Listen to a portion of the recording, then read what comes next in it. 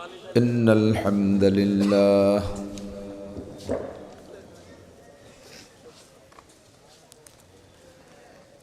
والصلاة والسلام على من لا نبي بعده أما بعد فأعوذ بالله من الشيطان الرجيم بسم الله الرحمن الرحيم ألف لام ميم ذلك الكتاب لا ريب فيه هدى للمتقين الذين يؤمنون بالغيب ويقيمون الصلاة ومما رزقناهم ينفقون ثم قال الله تعالى وما خلقت الجن والإنس إلا ليعبدون ما أريد منهم من رزق وما أريد أن يطعمون وقال محمد رسول الله صلى الله عليه وسلم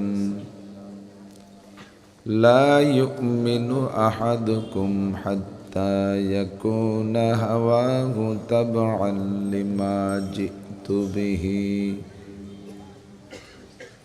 أو كما قال عليه الصلاة والسلام سبحانك لا علم لنا إلا ما علمتنا إنك أنت العليم الحكيم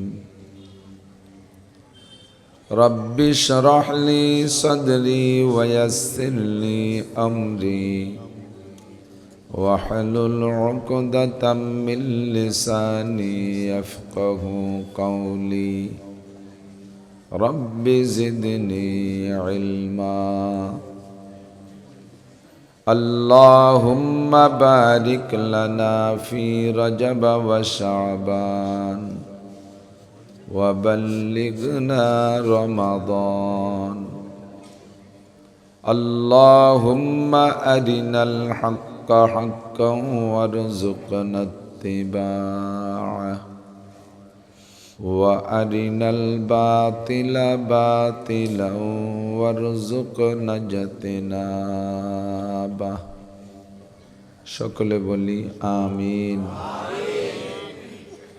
সবাই জবান খুলে দুরুদে ইব্রাহিমি পড়ে নেই আল্লাহর রহমত 10 গুণ বেড়ে যাবে اللهم صل على محمد وعلى آل محمد كما صليت على إبراهيم وعلى آل إبراهيم إنك حميد مجيد اللهم بارك على محمد وعلى آل محمد كما باركت على إبراهيم وعلى آل إبراهيم إنك حميد مجيد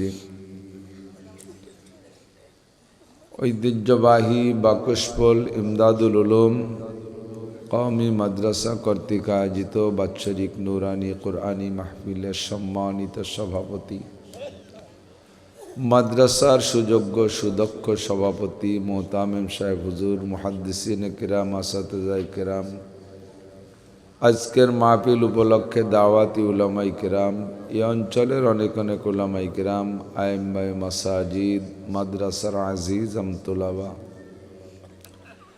প্রাণপ্রিয় দেশবাসী মোটামুটি শীতের রাত্রে আল্লাহ পাক রব্বুল আলামিন আমাদেরকে কিছুক্ষণের জন্য শীত সহ্য করে জাহান্নামের প্রচণ্ড ঠান্ডা ও গরমের ভয়ে, হেদায়েতের আশায় গুমরাহির ভয়ে, সওয়াবের আশায় গুনার ভয়ে, শিরিক ও কুফর মুক্ত ঈমান গড়ার লক্ষ্যে, বেদাত মুক্ত সুন্নতি আমলের প্রশিক্ষণ দেওয়ার জন্য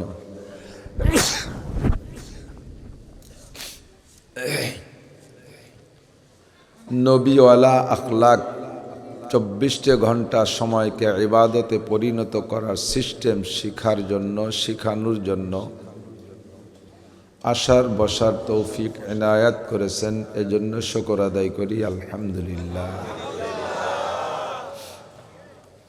এখন যথেষ্ট শীতের সময়, এবছর তো শীত কম পড়ছে, তন্মধ্যে 2-1 দিন একটু শীতের সময় প্যান্ডেলের পাশতে দরপর্দা দিয়ে ভালো করে ঘিরে দিতে হয়। আমি এখানে বসে হাসি আসা শুরু হয়ে গেছে, এপাশতে ফাঁকা এপাশতে ফাঁকা, বাতাস আসতেছে, শ্রোতারা চতুর্দিক দিয়ে বাতাস হালকা হালকা ঢুকতেছে, ঠান্ডা। এভাবে প্যান্ডেল করতে হয়। ইন্নাল্লাহ জামিল ইউহিব্বুল জামাল, আল্লাহ পাক সৌন্দর্যকে পছন্দ করে। অমুসলমানরা, হিন্দুরা পূজা পাঠ করে, তাদের এক একটা গেট বানায় 2 লাখ 3 লাখ 5 লাখ টাকা দিয়ে। তাদের পূজা মণ্ডপ, তাদের প্যান্ডেল কত পয়সা খরচ করে। আর আমাদের মাহফিল আম গাছের সাথে 3 কোণায় 3-4 কোণায় 4 দড়ি দিয়ে বাঁধতে হবে, আর বাতাসে ধাক্কা মারবে, চান্দুয়ার বাড়িতে বক্তার টুপি পড়ে যাবে। ওরা দেখে হাসে, আপনারাও হাসেন, ওরাও হাসে। এইটা নিয়ম না। আল্লাহ পাক রব্বুল আলামিন 5টা জিনিস বানাইছেন নিজ হাত দিয়ে। এই 5টাই একের পর এক সুন্দর, সবই সুন্দর। তার সৃষ্টির ভিতরে কোথাও কোনো ফুতুর নাই।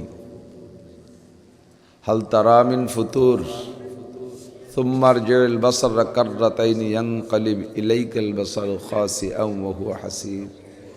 আগে বলেন ফারজিল বাসারা হাল তারা মিন ফুতুর, আমার গোটা সৃষ্টির ভিতরে দেখো, কোনো জায়গা সৌন্দর্যের অভাব নেই, কোথাও কোনো ত্রুটি খুঁজে পাবা না। একবার ঘুরে দেখে আসো, যদি খুঁজে না পাও তাহলে আরেকবার যাও। সুম্মার জেল বাসারা, আরেকবার ঘুরাই নিয়ে আসো, তুমি জেনে নাও। সুম্মার জিল বাসারা কাররাতাইন ইয়ানকালিব ইলাইকাল বাসারু খাসিআন ওয়া হুয়া হাসির। তুমি নিজের পর নিজে আফসোস করবা, কেন ঘুরতে গেলাম। এর কোথাও তো কোনো ত্রুটি নেই। আল্লাহর সৃষ্টির ভিতরে কোনো ত্রুটি আপনাদের দাবি কি আছে? সব কিছুই সুন্দর করে বানাইছেন। তন্মধ্যে 5টা জিনিস এই যত সুন্দর দেখতেছেন, সব সুন্দর বানাইতে আল্লাহ হাত ব্যবহার করে নাই। কোন বলছে আর সব হয়ে গেছে। আসমান এত সুন্দর, কোন সামান, আসমান হয়ে গেল। চন্দ্রটা এত সুন্দর, কোন শামসান কমারান, চাঁদ হয়ে গেল। সূর্যটা এত সুন্দর, কোন শামসান, সূর্য হয়ে গেল। কোন মালাইকা ফেরেশতারা এত সুন্দর, হয়ে গেল ফেরেশতারা। জিসমুন নূরানিয়ুন, নূরের একটা বডি ফেরেশতারা। সব কিছু বানাইছে আল্লাহ তাআলা কোন শব্দ দিয়ে? 5টা জিনিস বানাইছে আল্লাহ তাআলা তার হাত দিয়ে। তন্মধ্যে 1 নম্বর আল্লাহর বসার জায়গাটা। আল্লাহ তো বসে, আল্লাহ বসে। সাহাবায়ে কেরাম বলেন, আয়াজলিসু রব্বুনা, আমাদের আল্লাহ কি বসে? হুজুর বললেন, অবশ্যই বসে। তো কিসে বসে? চেয়ারে বসে। আরবিতে চেয়ারের আরবি কি? কুরসি। চেয়ারের আরবি কুরসি। আল্লাহ চেয়ারে বসে। আল্লাহর চেয়ার কেমন, কত বড়? ওয়াসিয়া কুরসিয়্যুহুস সামাওয়াতি ওয়াল আরদ। এই জন্য আয়াতটার নাম আয়াতুল কুরসি। আল্লাহর চেয়ারের আয়াত, বিশাল বড়, 7 আসমান জমিন চেয়ারের নিচে একটা বলের মতো পড়ে আছে। বিশাল চেয়ার। চেয়ারটা থাকে কোথায়? এই চেয়ারটা কোথায় আছে? স্টেজের উপরে। আল্লাহর চেয়ারও স্টেজের উপরে থাকে। আল্লাহর স্টেজের নাম কি? আল্লাহর স্টেজের নাম হলো ইস্তাওয়া আলাল আরশ। আল্লাহর স্টেজের নাম হলো আরশ। কি নাম? তো আল্লাহ পাক রব্বুল আলামিন তার এই আরশটাকে তার শায়ানে শান যেমন দরকার সেরকম নিজ হাত দিয়ে তৈরি করেছেন। আল্লাহর আরশ আল্লাহ নিজ হাত দিয়ে বানাইছেন। হুজুর বলেন মালা আইনুন রাআত, জীবনে কত রাজা বাদশার চেয়ার দেখছো, ওই চেয়ারের তুলনা হয় না, তার কোনো দৃষ্টান্তই জগতে নেই। কত স্টেজ দেখছো, কত সাজগোজালা স্টেজ, ওই স্টেজের মতো স্টেজ হয় না, তার নাম আল্লাহর আরশ। ইন্নাল্লাহ জামিল ইউহিব্বুল জামাল, আল্লাহ পাক সুন্দর, সৌন্দর্যকে পছন্দ করেন, বিদায় তার স্টেজটাকে সুন্দর করে বানাইছে।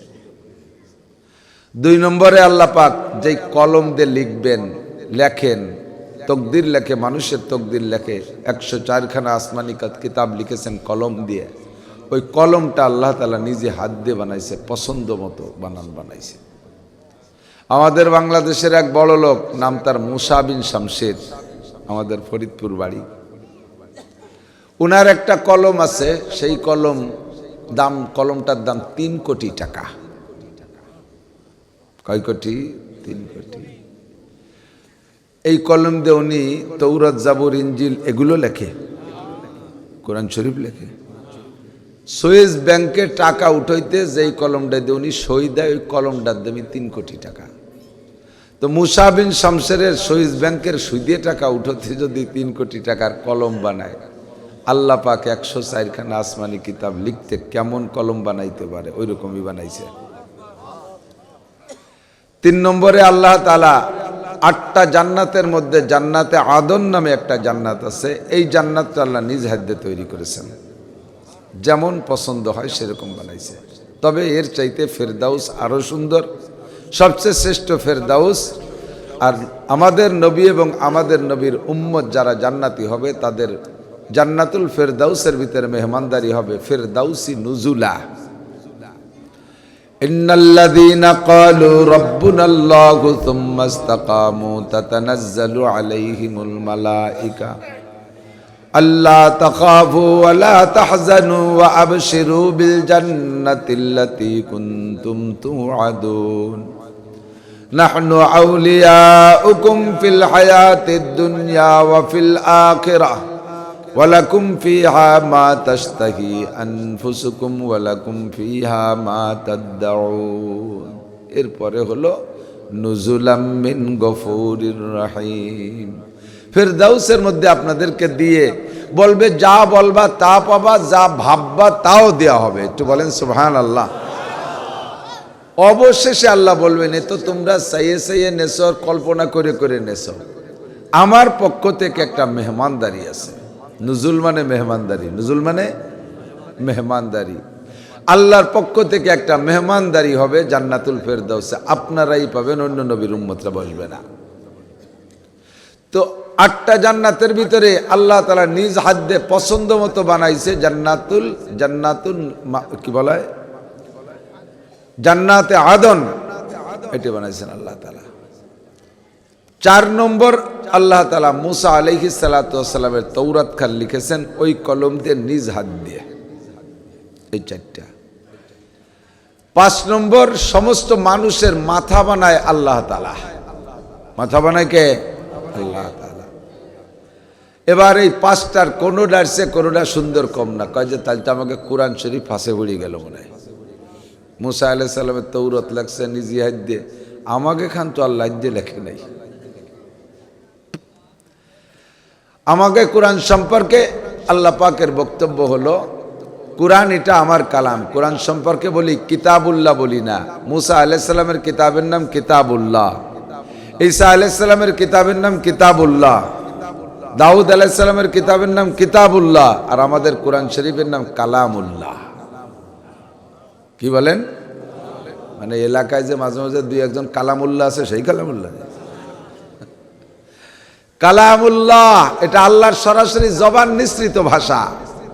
এটা আল্লাহ পাক রব্বুল আলামিন ওই কলম দিয়ে লিখে খাটো করে নেই, সরাসরি তার জবানের কথা। বলেন না সুবহানাল্লাহ। তো বলতে যে 5টা বলে ফেললাম, আমার মূল উদ্দেশ্য হলো যে আল্লাহ তাআলা তার বসার জায়গা আরশে আজিমটা বানাইছে নিজ হাত দিয়ে পছন্দ মতো। কাজেই আমাদের প্যান্ডেল স্টেজও হইতে হবে সুন্দর। যদি আপনাদের অভিজ্ঞতার অভাব থাকে তাহলে আগামী বছর আল্লাহ হায়াতে বাঁচাইলে আপনাদের সবার দাওয়াত, কমপক্ষে আমার ছোট্ট মাদ্রাসার প্যান্ডেলটা একটু দেখে আসবেন ইনশাআল্লাহ। শুধু প্যান্ডেল বেশি বড় বানাই না, 150 ফিট বাই 150 ফিট বানাই। প্যান্ডেল খরচ, প্যান্ডেল তৈরি করতে লাগে 80,000 টাকা আমারটা করতে, এর চেয়ে বেশি বানাই না। আর 8 দিন আল্লাহরা তো বলে 1 কোটি টাকা দিয়ে বানাইছে, ওকে সাথে তার বাড়ি উঠুন আমরা, সেটা যারা দেখছেন তারা দেখছেন। তারপরে তো এদিক সেদিকে এসে কমপক্ষে কওমি মাদ্রাসা যত গরিব হোক একটু বেড়া তো দিতে আসি 30 টাকা। এই পর্দার অভাবে ঠান্ডা লাগতেছে, জন্য ফাও কথা এতখানি কলাম আর কি। আল্লাহ তাআলা হেফাজত করুক, বলে না আমিন। আপনাদের এই পাশালারা মাহফিল নেই আমার কাছে থেকে বৈশাখ জ্যৈষ্ঠী 36তে শুরু আর কি, ফাল্গুন নিয়ে 2-1টা। তো এবার এই ফাল্গুন 36 জড়াই গেছে রমজানের ভিতরে, এই জন্য একটু লস হয়ে গেছে, 2-1টা মাহফিল আগে আনছে। এ পাশালারা এই প্যান্ডেল করার ভয়তে ওই বৈশাখী গণে মাহফিল নেয়, রাস্তা বইরে উঠোন মাঠ বইরে খুঁটো গাড়িয়ে 2-2 লাইট দেয়, বক্তার জন্য ছোট একটা বাসর ঘর বানায় দেয়, উনি ওখানে বসে বাস করবে। এই প্যান্ডেলে পয়সা খরচ করবে না, এই শেষরামি বাদ দিতে হবে, নাহলে কিন্তু শীতকালে আসবো না। কয়ে থিয়ে গেলাম একবারে। আল্লাহু আকবার। আমার দিক তাকান তো, আল্লাহ পাক মানব জাতির হিদায়াতের জন্য খেয়াল করি, খুব খেয়াল করি।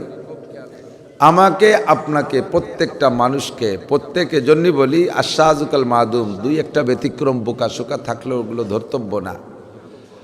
অধিকাংশ মানুষ শতকরাও না, হাজারও না, লাখে 99,999 জন বললেও ভুল হবে না, মানুষকে আল্লাহ তাআলা যে পরিমাণ জ্ঞান বুদ্ধি বিবেক বিবেচনা দিয়েছে, এই জ্ঞান বুদ্ধি বিবেক বিবেচনা দিয়েই মানুষের উপরে আল্লাহর পক্ষ থেকে দায়িত্ব দেওয়া ওয়াজিব ছিল বা দায়িত্ব দেওয়া উচিত ছিল যে তোমার জ্ঞান খাটাইয়া তুমি আল্লাহকে খুঁজে নাও। খেয়াল করতেছেন না?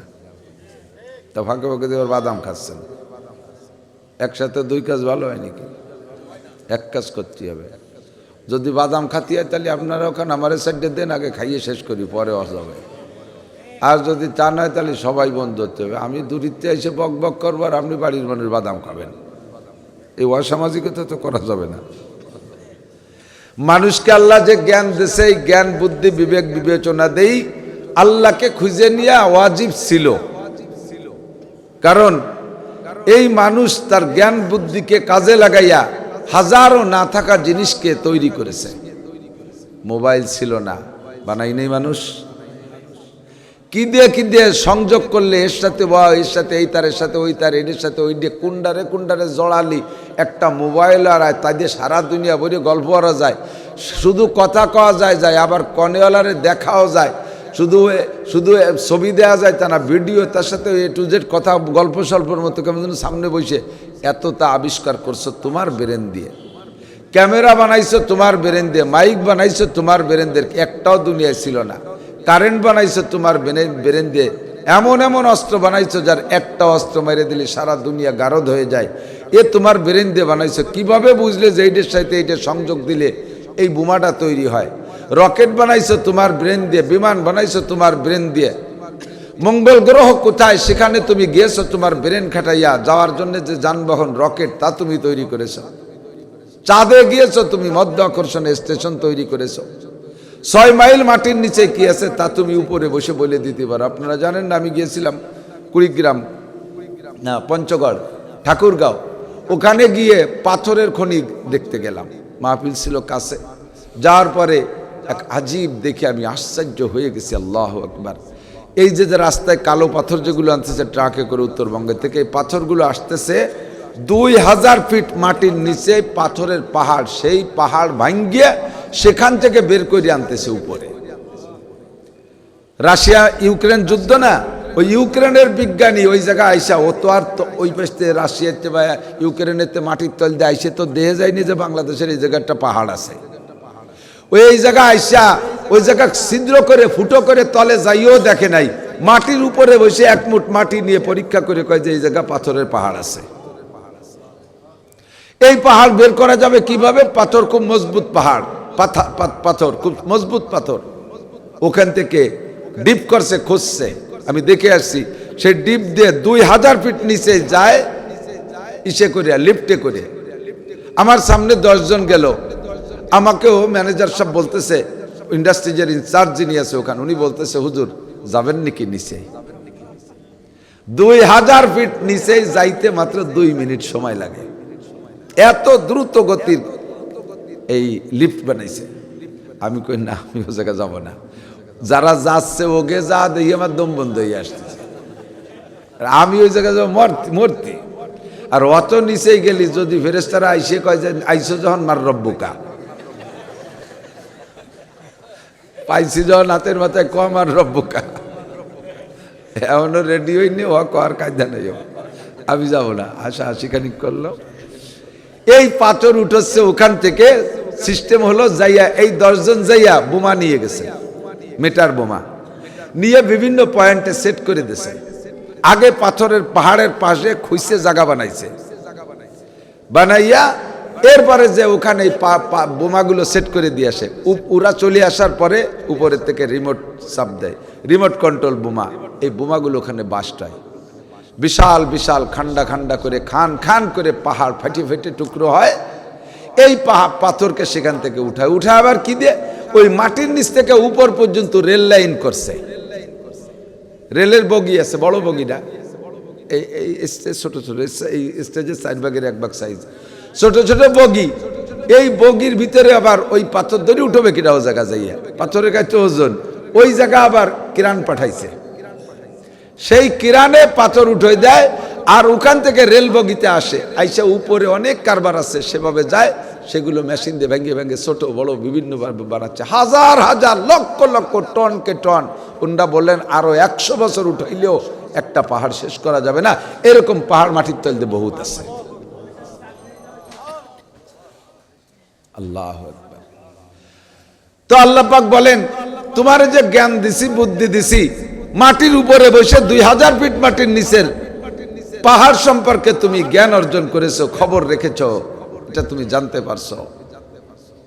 আরো কত খনিজ সম্পদ তুমি মাটির নিচ থেকে বের করতেছো।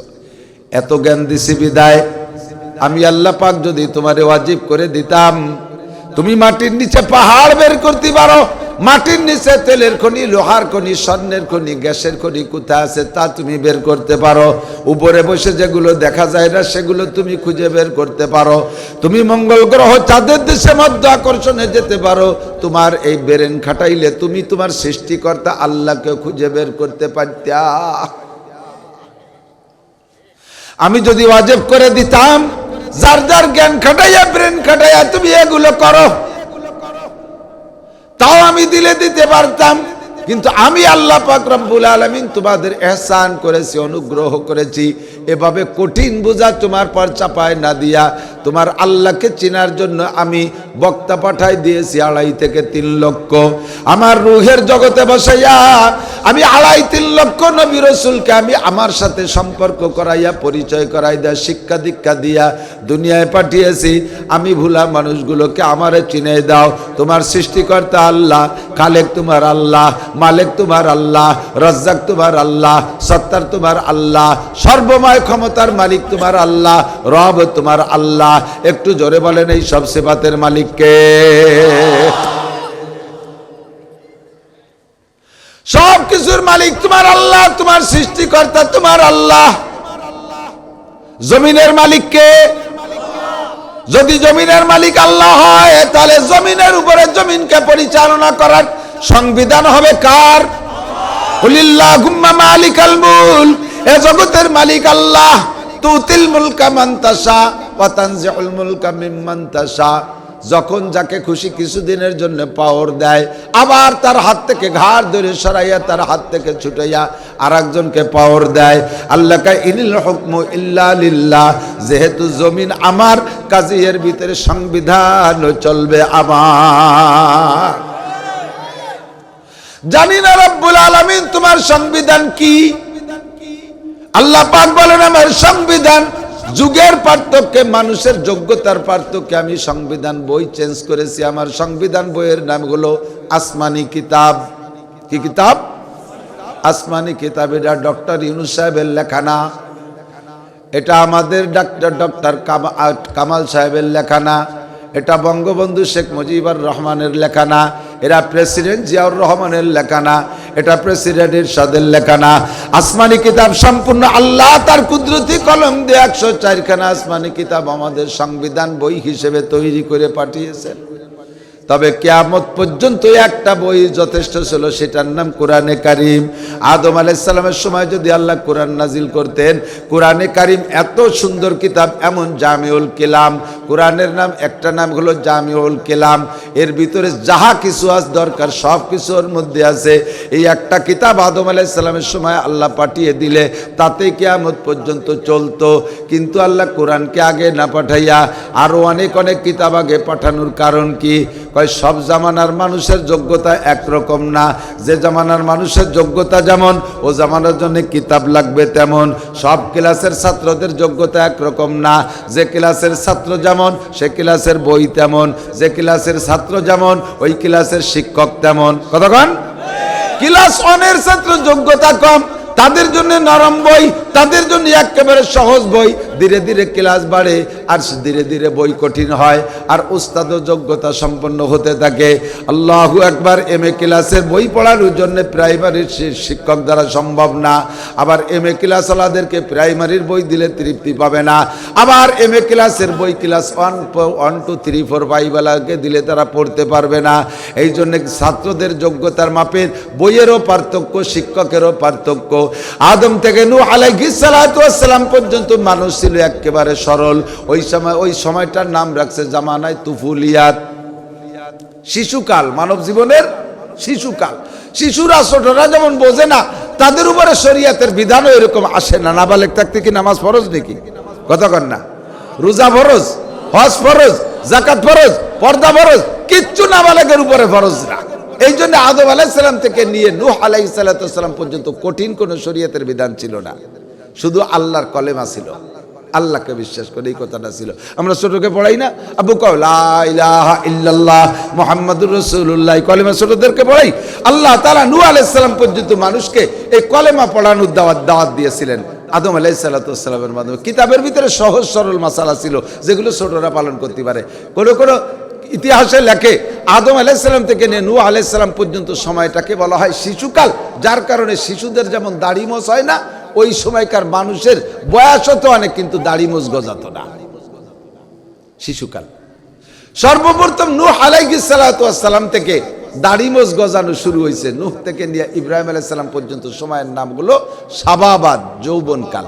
এই সময় আউয়ালুর রসুল নূহ আলাইহিস সালাম, রসুলের মাধ্যমে শরীয়ত প্রেরণ করা হয়েছে। প্রথম রসুল নূহ আলাইহিস সালাম, এনার মাধ্যমে আসমানি কিতাব দিয়ে আল্লাহ তাআলা সাবালেগ মানুষের উপরে শরীয়তের বিধান চাপানো শুরু করছেন। আর এই সময় মানুষের দাড়ি মোছ গজানো শুরু হয়েছে। এর আগে দাড়ি মোছ গজাতো না। যৌবনকালে দাড়ি মোছ গজায় কিন্তু পাকতো না। নূহ আলাইহিস সালাম থেকে ইব্রাহিম আলাইহিস সালাম পর্যন্ত দাড়ি মোছ হইতো কিন্তু পাকতো না, কালা কালা থাকতে মরি যেত। আর সর্বপ্রথম ইব্রাহিম আলাইহিস সালামের চুল দাড়ি পাকছে, বুড়ো হয়ে গেছে, 90 বছর, 98 বছর বয়স। এই সময় আল্লাহ তাআলা ওনাকে একটা সুসংবাদ দিলেন, ফাবাশশারনাহু বিগুলামিন হালিম। এর আগে কোনো ছেলে মেয়ে হয় নাই, জানেন তো কিসসা? এর আগে কোনো ছেলে মেয়ে হয় নাই। আল্লাহ পাকে বুড়ো কালে ওনারে সুসংবাদ দিয়েছে, তোমার একটা ছেলে হবে। উনি বলতেছে, আল্লাহ আমার ছেলে হবে, ওয়াস্তা আল্লাহর রস সাইবা, আমার চুল দাড়ি পাইয়ে ফকা ফক সাদা হয়ে গেছে, বুড়ো কালে সব পার্সপাতি ঢিলে হয়ে গেছে, এ ওয়াসুবান কিভাবে ছেলে হবে? আল্লাহকে যেভাবে হওয়ার সেভাবেই হবে। তা হয়েই গেল। ছেলেটার নাম ইসমাইল আলাইহিস সালাতু ওয়াস সালাম, ঠিক না? তো এই সময় থেকে শরীয়তের বিধান কড়া শুরু হয়ে গেছে, কারণ ছাত্রর যোগ্যতা খুব হাই কোয়ালিটিতে আসা শুরু হয়ে গেছে। ছাত্রর নাম মিস্টার নমরুদ। ছাত্রর নাম কি? মিস্টার নমরুদ। আন্তর্জাতিক খ্যাতি সম্পন্ন দামড়া, বিশ্ববিখ্যাত আবাল। এই আবাল রে আগের বই দিয়ে আগের উস্তাদ দিয়ে সাইজ করা যাবে না বিদায় আল্লাহ তাআলা বিখ্যাত রসুল পাঠাইছেন, মুসলিম জাতির পিতা ইব্রাহিম আলাইহিস সালামকে উস্তাদ হিসেবে পাঠিয়েছেন। আর ওনার কাছে 10 খান কিতাবও দিয়েছে, সহিফা ইব্রাহিম আলাইহিস সালামের কিতাব 10 খান। এই 10 কিতাব দিয়ে তাদেরকে সাইজ করতে করতে করতে করতে ছাত্রর যোগ্যতা আরো বাড়িয়ে গেল। ছাত্রর নাম মিস্টার ফেরাউন, কারুন, হামান। এই বড় বড় বিশ্ববিখ্যাত লিডার যখন ছাত্র হয়ে গেছে, এখন আগের কিতাবে তৃপ্তি পায় না, নবীও লাগবে সামনের পর সেই রকম উস্তাদ। আল্লাহ তাআলা পাঠায় দিয়েছে জালালি মিজাজের মুসা আলাইহিস সালামকে উস্তাদ, আর কিতাবও দিয়েছে কায়দা মতো কিতাব। এখানে 1000 পারা 10 লক্ষ আয়াত মুসা আলাইহিস সালামের কাছে তৌরাত কিতাব পাঠায়, পড়িয়ে খা। এবার আগের কিতাবে ফুসায় না, পড়িয়ে খা। মশলাও সেরকম কঠিন কঠিন, শুনলে আজীব হবেন। মশালা কি? আমাদের এই কাপড়ে যদি ময়লা লাগে, কাপড়ে পানি দিয়ে ধুয়ে ফেললে সাফ হয়ে যায় না? বনি ইসরাইলের মশালা ছিল, তোমাদের কাপড়ে ময়লা লাগলে ওটুক ধুলি সাফ হবে, ওটুক বেকাটি ফেলাই দিতে হবে। তোমরা যেমন গাড়িও মশালা এরকম কড়া। আমাদের গায়ে ময়লা লাগলে একটু পানি দিয়ে ধুয়ে ফেললে সাফ হয়ে যায় না? আর তাদের গায়ে যদি বড় মানে নাজাসাতে গলিজা নাপাক, বড় নাপাক লাগে, ওইটুক কাটি ফেলাই দিতে হবে, নাহলে সাফ হবে না। আমরা যত বড় গুনাহ করি,